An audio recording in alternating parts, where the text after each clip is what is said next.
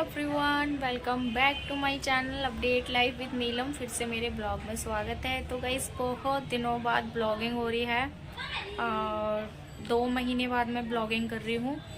और ब्लॉगिंग भी स्टार्ट होती है मेरे मायके से। तो मैं आई हूँ अपने घर और मतलब आई हूँ दीपावली के दिन। कुछ मतलब क्या बोल रही हूँ, मुझे खुद नहीं समझ आ रहा। बहुत दिनों बाद ब्लॉगिंग कर रही हूँ ना, तो कैमरे को फेस भी नहीं कर पा रही हूँ। तो कहने का मतलब ये है कि दीपावली के कुछ दिन पहले ही मैं यहाँ पे आई हूँ, क्योंकि हमारे यहाँ त्योहार उठाए जाते हैं त्योहार से पहले, तो इसलिए मैं घर पे आई हुई थी। तो दीपावली है 12 तारीख की और आज है आई थिंक 23 अक्टूबर। हाँ, तो 23 अक्टूबर को मैं आई हुई हूँ, क्योंकि 24 का दशहरा है। तो दशहरा से पहले ही मुझे त्योहार उठाना है, क्योंकि त्योहार आपको पता ही है कि मेरा जो भाई है वो ख़त्म हो चुका है। मतलब अब वो इस दुनिया में नहीं रहा। तो सारे त्यौहार हमारे खोटे हैं। रक्षाबंधन भी हमारा नहीं मना था, दीपावली भी नहीं मनेगी। जो पूरे साल के त्यौहार होते हैं वो नहीं मनाए जाएंगे। तो इस वजह से मैं यहाँ पे आई हुई हूँ।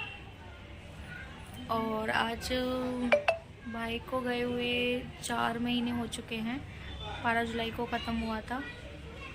इसीलिए मैं ब्लॉगिंग नहीं करती हूँ। मेरा बिल्कुल मन नहीं करता ब्लॉगिंग करने का, और कैमरे को फेस नहीं कर पाती। बहुत बार सोचती हूँ कि ब्लॉगिंग करूँगी, बट नहीं कर पाती, हिम्मत नहीं हो पाती ना, इस वजह से।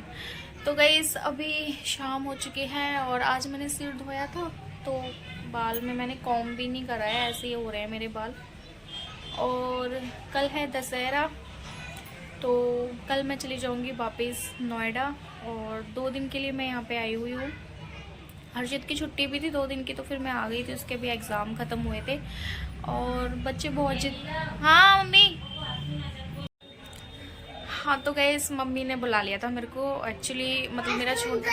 हाँ, ओके ओके। तो गन्नू मुझे आवाज़ लगा रहा था नीचे कि मम्मी, तो इसलिए मम्मी ने बोला कि नीलम सुन गन्नू क्या कह रहे हैं। और पीछे रखे हुए हैं। अभी मैं कपड़े तय ही लगा रही हूँ, कुछ कपड़े ये रह गए हैं, तो मैं बिस्तर पे बैठे बैठे कपड़ों की तय लगा रही थी। तो हाँ, मेरा टॉपिक ये था कि मतलब बच्चे ना बहुत जिद कर रहे हैं कल जाने की, कि मम्मी दशहरा देखेंगे। अब बच्चों को कौन समझा सकता है? बच्चों को कोई नहीं समझा सकता। हम बड़े हैं, हम सारी सिचुएशनों को समझ सकते हैं, बट बच्चे नहीं समझ पाते हैं। और बच्चे बहुत जिद कर रहे हैं।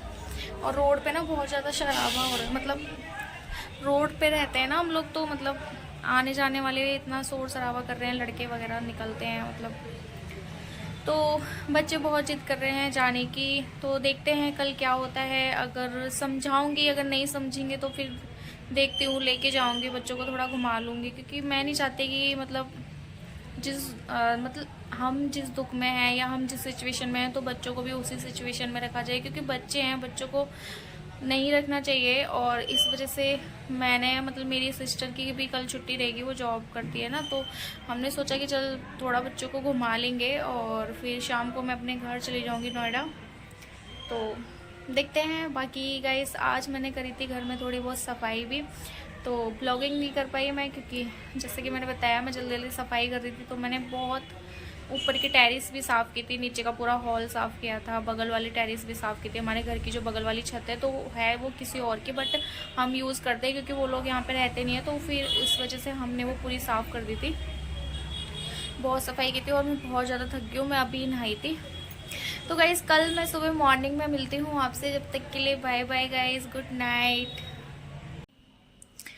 हे गाइस, तो फाइनली मैं आ गई हूँ नोएडा। और मैंने बोला था जैसे कि कल मैं मिलूंगी मॉर्निंग में, तो फिर मतलब अगले दिन का मैंने ब्लॉग शूट नहीं किया था, क्योंकि सुबह सुबह मॉर्निंग का जल्दी जल्दी काम करके फिर मैं अपने सुनार के पास चली गई थी, क्योंकि करवा चौथ भी नज़दीक आ रही है। तो मेरे को लेने थे बिछिया अपनी सासू माँ के लिए और अपने लिए। तो फिर मैं वहीं फरीदाबाद ही चली गई थी अपने सुनार के पास, क्योंकि मुझे ना उन्हीं का ही समझ आता है। मुझे जितने भी मैंने नोएडा में कई बार शॉपिंग करी है चांदी की, सोना तो मैं नहीं खरीदती हूँ, बट बहुत गंदी चांदी निकलती है। मतलब 1 साल भी लौट के रिटर्न नहीं आता, और जब तक बिछिया टूट जाते हैं।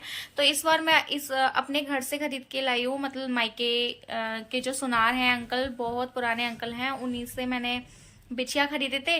फिर उसके बाद मैं दोपहर हो गई थी, फिर छोटा मोटा काम था, फिर मैंने कटिंग भी कराई थी अपनी, क्योंकि मेरे बाल नीचे से बहुत ज़्यादा डैमेज हो रहे थे, बहुत ज़्यादा ड्राई बाल हो रहे थे।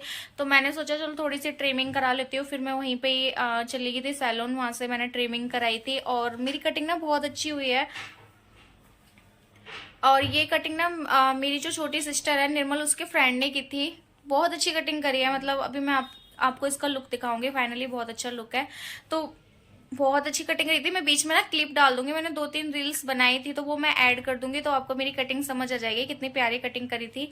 और उसके बाद फिर शाम होके दशहरा दिखाया था। 1-2 घंटे में भीड़ बहुत ज्यादा हो रही थी गाइस, बहुत ज्यादा भीड़ हो रही थी, तो मैंने कोई भी ब्लॉग शूट नहीं किया। उसके बाद फिर मैं अपना नोएडा घर आ गई थी और रात में मैं 11 बजे पहुंची थी। तो यही रहा था मेरा शेड्यूल, इसलिए मैंने कुछ भी शूट नहीं किया था। तो गाइस बस अपना ब्लॉग का मैं यही एंड करने जा रही हूँ और मिलती हूँ नेक्स्ट ब्लॉग में। जब तक के लिए बाय बाय। और हाँ, नेक्स्ट ब्लॉग जरूर देखना, उसमें मैं बताऊंगी मैंने क्या क्या करवा चौथ की शॉपिंग की। Bye bye. ओके गाइस, तो मैंने ये अपनी वाली क्लिप ऐड की है जो उसमें मैंने कटिंग कराई थी। तो सबसे पहले मैं सैलून में गई थी और दशहरा वाले दिन ही मैंने कटिंग कराई थी, क्योंकि मेरे बाल ना बहुत ज़्यादा गंदे हो रहे थे। फिर तो मैंने सोचा चलो मैं कटिंग करा लेती हूँ। और हालांकि मन तो नहीं कर रहा था, क्योंकि फिर लेकिन करना पड़ता है सब कुछ, अपने थोड़े से जो मन को अच्छा लगे वो चीज़ करनी चाहिए, तभी तुम उस चीज़ से बाहर निकल सकते हो।